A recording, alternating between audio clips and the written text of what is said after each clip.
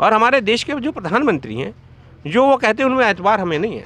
मैं तो जो नोबेल प्राइज़ देते हैं ना, नोबेल प्राइज़ संस्था जो नोबेल पुरस्कार देते हैं, मैं उनसे आग्रह करूँगा भारत की जनता की तरफ से कि हमारे देश के प्रधानमंत्री को झूठ बोलने का नोबेल प्राइज़ दिया जाए। ये राष्ट्र विरोधी लोग हैं। जो किसान का विरोध करे वो राष्ट्र विरोधी है, जो गांव का विरोध करे वो राष्ट्र विरोधी है। एक्चुअल राष्ट्र विरोधी तो भारतीय जनता पार्टी है। देखो, ये कॉर्पोरेट के वैक्सीन बेचने का आप काम कर रहे हैं हमारे देश के प्रधानमंत्री। हमारे पहला प्रधानमंत्री है जो पेटीएम का प्रयोग करता प्रचार करता है, वो पहला प्रधानमंत्री हमारे देश के अंदर हैं जो जियो का प्रचार करते हैं। तो हमारे देश के प्रधानमंत्री ही ऐसे हो गए हैं, जो प्रधानमंत्री होने के बाद अब वो ब्रांड एम्बेसडर हो गए कॉर्पोरेट के। देश की सच्चाई, सच छुपने नहीं देंगे। पहले तो अपना परिचय दे दीजिए। जी, मैं प्रबल प्रताप शाही प्रवक्ता हूँ भारतीय किसान नस्ली। अच्छा, ये आप बताइए कि आप कितने दिनों से हैं यहाँ पर धरने में? मैं हो गया करीब 45 दिन से ऊपर। 45 दिन पूरे हो चुके हैं लगभग ऊपर हो गया। क्या आप ने जो ये बोर्ड लगा रखा अखिल भारतीय जाट महासभा, मैं यहाँ बैठा हुआ। अच्छा आप बैठे हुए हैं, ये है इनका। अच्छा। मैं यहाँ बैठा हुआ हूँ। अच्छा आप भी किसान ही हैं, चूँकि तो आपने परिचय तो दे ही दिया आपने। परिवार से। आज प्रश्न मेरा संजीव बालियान जी को लेकर है। आप किसान हैं और वो केंद्रीय मंत्री हैं और जाट समुदाय से भी हैं और पश्चिम उत्तर प्रदेश से भी हैं। उनको पार्टी ने ड्यूटी उनकी लगाई थी कि आप किसानों से बात करें, तो वो बात करने पहुंचे थे गांव में और बताया ये जाता है, किसान पक्ष का कहना है कि गांव से हम लोगों ने उनको कह दिया बाहर जाइए, जो होता है आमतौर पर वापस जाओ ये वो। लेकिन उनका आरोप है कि पर्टिकुलर किसी पार्टी के कार्यकर्ता ने हमला किया और एक एंगल उन्होंने ऑन रिकॉर्ड बयान दिया जो खूब चल रहा है कि मस्जिद से माइक लगाकर ऐलान किया गया था। क्या लगता है उनके इस दावे में कुछ सच्चाई उच्चाई है?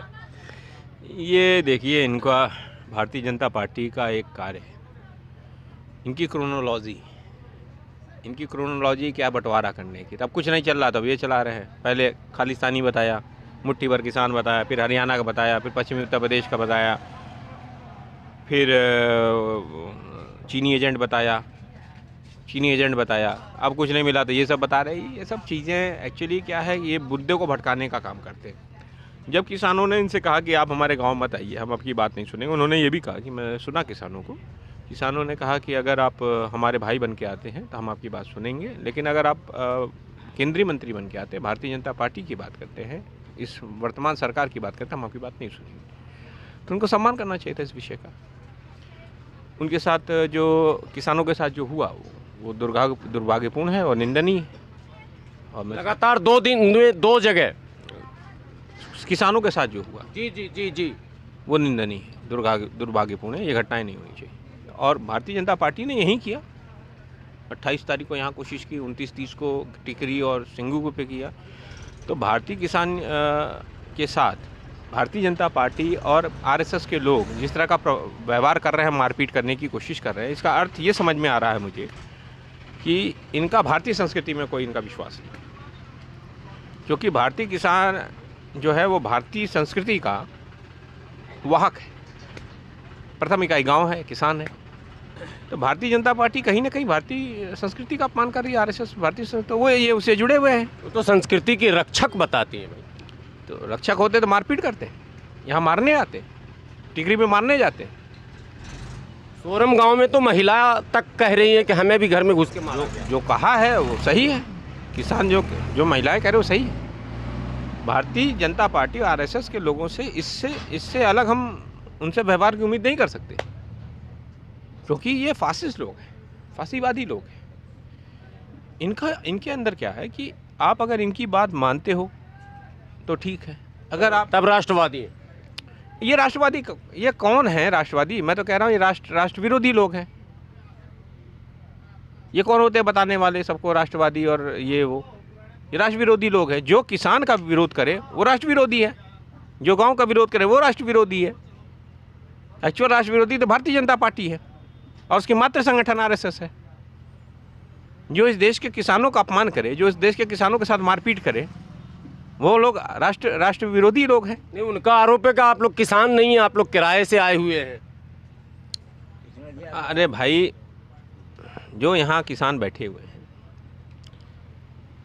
आप पैसा तो क्यों नहीं, जो उनके जो भक्तगण हैं, अंधभक्त हैं, उनको बैठा देते पैसा देकर। यहाँ किसान अपने अस्तित्व की लड़ाई लड़ रहा है, और जो आदमी अस्तित्व की लड़ाई लड़ता है वही रह सकता है, वही मर सकता है। 200-250 किसान की शहीदी हो गई यहाँ पे, और 5 लाख किसान आत्महत्या कर चुके हैं पहले ही देश में। तो ये अस्तित्व की जो लड़ाई लड़ेगा वही होगा, वही लड़ सकता है यहाँ बैठ के। मुद्दा क्या है, ये मुद्दा भटका रहे हैं, ये वर्गीकरण करना चाहते हैं। ये आंदोलन को किस तरीके से समाप्त करें, तो वर्गीकरण कर रहे हैं। अब देखो एक नया खेल खेल रहे हैं, इन्होंने कोरोना की वैक्सीन बना दी, कोरोना खत्म हो गया देश में।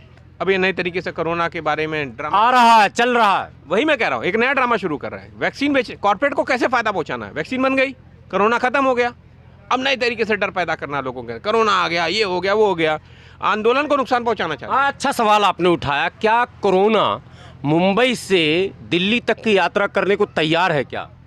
कोरोना दिल्ली से मुंबई, मुंबई से दिल्ली नहीं, ये पूरे भारतवर्ष में फिर से करेंगे ये, क्योंकि ये किसान आंदोलन को किसी तरीके से कुचलने की फिर एक नई साजिश है इनकी, लेकिन कुचल नहीं पाएंगे। यहाँ किसान बैठे हैं, किसी को कोरोना नहीं हुआ, हम लोग मास्क नहीं पहने हैं। कोरोना का एक्चुअली जो फेस था वो ख़त्म हो गया। कोरोना जो आया था, सब इम्यूनिटी बूस्ट हो गई। अगर सीरो की आप देख लो, अभी दिल्ली में जाओ तो 70-80% लोगों को इम्यूनिटी बूस्ट हो गया उनका। देखो ये कॉर्पोरेट के वैक्सीन बेचने का आप काम कर रहे हैं हमारे देश के प्रधानमंत्री। हमारे पहला प्रधानमंत्री है जो पेटीएम का प्रयोग करता, प्रचार करता है, वो पहला प्रधानमंत्री हमारे देश के अंदर है जो जियो का प्रचार करते हैं।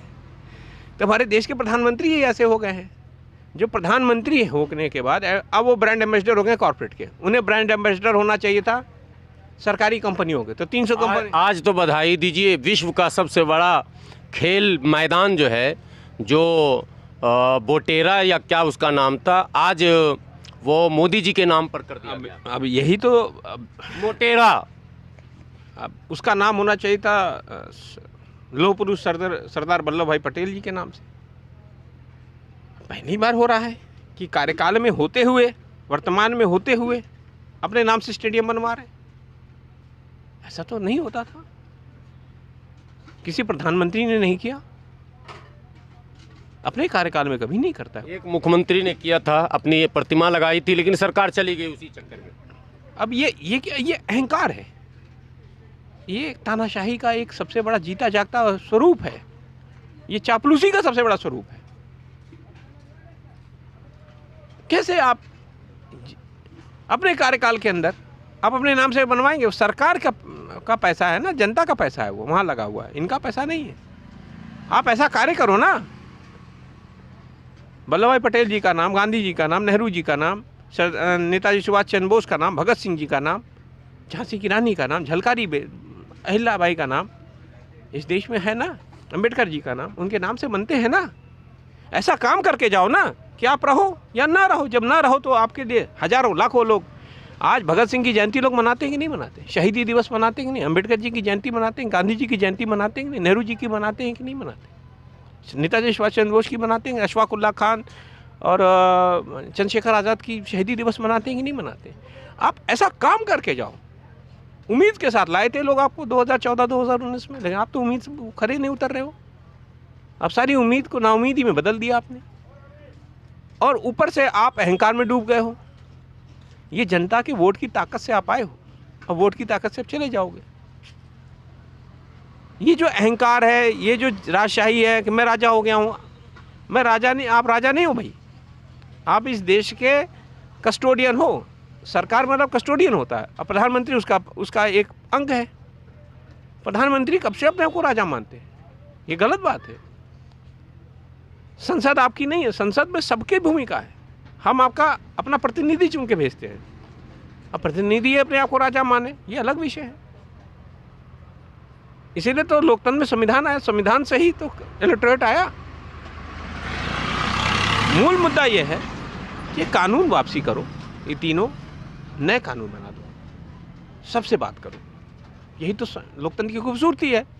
आप किसान से बात करो, आप इकोनॉमिस्ट से बात करो, आप एग्रीकल्चर जो विशेषज्ञ उनसे बातें करो, आप न्यायविदों से बातें करो, आप कॉर्पोरेट्स को भी उनके प्रतिनिधियों से भी बात करो। सबसे बात करके अच्छा कानून लाओ जिसमें पूरे देश का फ़ायदा हो। आप अंबानी अडानी के लिए क्यों लाए हो? ये कानून कृषि कानून नहीं है, ये कॉर्पोरेट फार्मिंग कानून है। इसमें अंबानी अडानी, अब इसमें बता दे रहा हूँ, इसमें तीसरा जो पक्ष है कानून का, वो तीसरा कानून क्या है? आवश्यक वस्तु अधिनियम संशोधन bill, essential commodities amendment act 2020। उसमें क्या है कि असीमित भंडारण का आपको मौका दे दिया गया है, छूट है। जब बताओ लिमिटेशन थी कि आप प्याज इतना रखोगे, आलू इतना रखोगे, गेहूं इतना रखोगे, धान इतना रखोगे, या इस तरह रखोगे, खाद तेल दालें, तब तो लोग कालाबाजारी करते थे। अब जो असीमित भंडारण की छूट दे दिए हो आप, तो क्या होगा?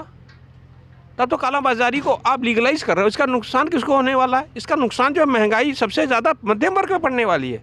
वो मध्यम वर्ग जो अभी लॉकडाउन के दौरान अपनी जॉब उसकी चली गई बेचारे की, या उस अपनी आधी तनख्वाह पे वो काम करने वो मजबूर है। आज उसकी आधी तनख्वाह, और उसके बाद आप पेट्रोल डीजल का दाम बढ़ा दिए, फिर महंगाई से मार गए। एक तरफ तो उसकी सैलरी चली गई, सैलरी नहीं है रह गई उतनी, उसके खर्चे बेचारे उतने, ऊपर से खर्चे बढ़ा दिए। अब उसके बाद उनके खाद्य पदार्थों के दाम बढ़ाने जा रहे हैं। कुछ चैनल तो इसके फ़ायदे बता रहे हैं कि सरकार जो कर रही है देश हित में कर रही है। पेट्रोल का रेट देश हित में बढ़ रहा है, स्टॉक इसलिए अनलिमिट कर दिया गया, कानून से मुक्त रहेंगे वो लोग, ताकि जो है सुरक्षित वो रख सकें। अनाज शायद बर्बाद हो रहा, शायद तर्क उनका ये सब है।